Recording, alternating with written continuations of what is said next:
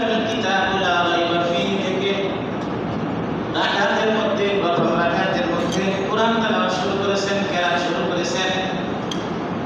হায়াতুস সাহাবা এবং হাদিসের মধ্যে ঘটনা, দুই রাকাত নামাজের মধ্যে ওই সাহাবায়ে কেরাম তাহাজ্জুদের ওয়াক্ত চলে যাইতেছে, দুই রাকাত নামাজের মধ্যে সমস্ত কোরআন খতম করে শেষ করে ফেলছে। সুবহানাল্লাহ। এই মজা কোথেকে আসবে? ওই যে দুটি জিনিস, সাহাবায়ে কেরামের জীবন ছিল গুনাহমুক্ত। সাহাবায়ে কেরামের জীবন কি ছিল ভাই?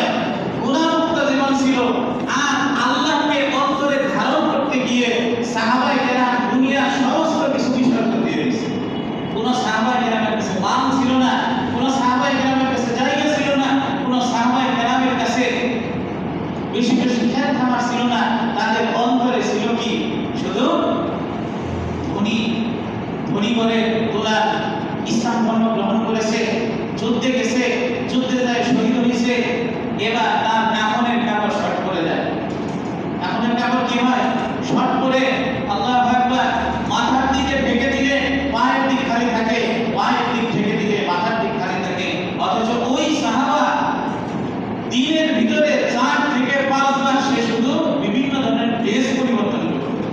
এই পরিমাণ ধনাঢ্য ঘরে সন্তান ছিলেন সে।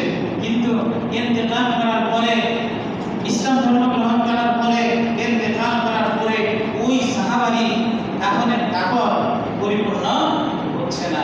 আল্লাহ রাসূল সাল্লাল্লাহু আলাইহি ওয়াসাল্লামের কাছে সাহাবায়ে কেরামকে হালত জানাইলেন যে, ও আল্লাহর রাসূল, যে আপনার অমুক সাহাবা, তার তো মাথার দিক ঢেকে দিলে পা খালি থাকে, পায়ের দিক ঢেকে দিলে মাথা খালি থাকে। ইয়া রাসূলুল্লাহ, মাসআলা কি? আমরা তার কোন দিকে ঢেকে দিব? আল্লাহর হাবিব সাল্লাল্লাহু আলাইহি ওয়াসাল্লাম মাথা নিচ দিক দিলেন, কান্না করলেন, অনেকক্ষণ চুপচাপ থাকলেন, থেকে শুধু ওইটুকু বললেন। সে বারবার শুধু ড্রেস পরিবর্তন করতো ইসলাম গ্রহণ করার পূর্বে। আরে আমার ওই সাহাবা আল্লাহর জন্য, ইসলামের জন্য, দ্বীনের খাতিরে আজকে ইন্তেকাল করার পরে তাকে সারা শরীর থাকবে, ওই পরিমাণ কাফনের কাপড় দিতেছে না।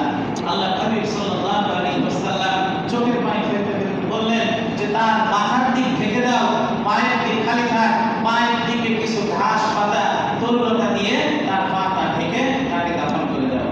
আল্লাহু আকবার। এই জন্য